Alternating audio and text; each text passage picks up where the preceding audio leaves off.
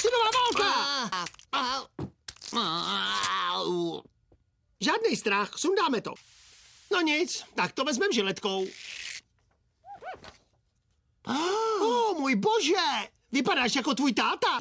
Nakonec kravatu. Vždycky jsem chtěl nosit kravatu. Máma říká, že kravata dělá chlapa. A co když ji utáhneme na max? To už je trošku moc. Milhausi, když ti lidé uvěří, že jsi dospělý, dokážeme cokoliv. Teď jsi velký jako tvůj táta.